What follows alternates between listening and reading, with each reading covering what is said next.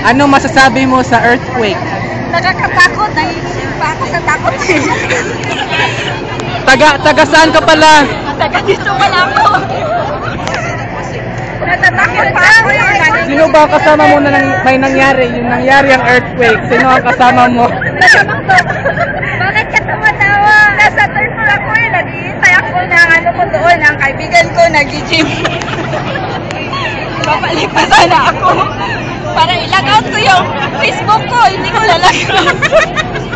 Ako kay Tomlin. Baka ma-hack yung Facebook ko doon.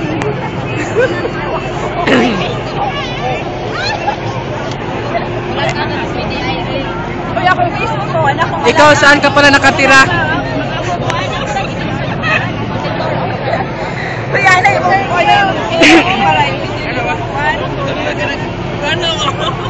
Taga-asa man ka, day?